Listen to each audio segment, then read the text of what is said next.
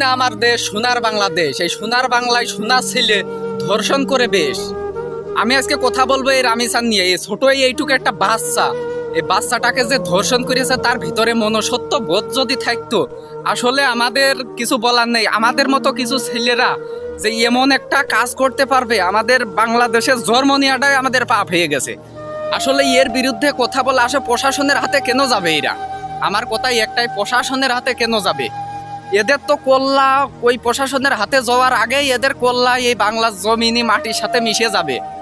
আমার কথা হচ্ছে এই শালা নিজে মুখে স্বীকার করিয়েছে যে ও ধর্ষণ করিয়েছে, সব কিছুই ক্লিয়ার। স্বীকার যেহেতু করিয়েছে, প্রশাসন আবার 1 সপ্তাহ তদন্ত কি বাড়া করবে? আমি তো এইটাই বুঝতে পারলাম না।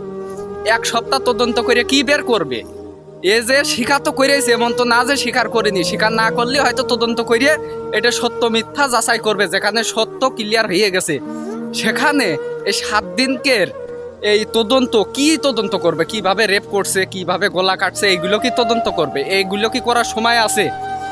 আসলে এ তো ডাইরেক্ট ফাঁসি দিয়ে দেওয়ার কথা ছিল। এর তদন্ত নিয়ে সময়, আসলে তদন্ত নেওয়ার সময় এই 1 সপ্তাহ সময় নেওয়ার একটাই কারণ, কত অ্যামাউন্ট দেয় এই কেসটা ক্লিয়ার করতে। এর অপেক্ষায় আছে 1 সপ্তাহ, তা না হলে এর ডাইরেক্ট ফাঁসি হয়ে যাবে। আর আমার একটাই কথা, এ যখন ধরা পড়ছে নিজে মুখে স্বীকারই করছে, ধরা পড়ার সাথে সাথে এর তো কল্লা এই বাংলার জমিনের মাটির সাথে মিশে যাবে। হতে পারে আমার মেয়ে, আপনার মেয়ে, বোন, আমাদেরই তো হতে পারে।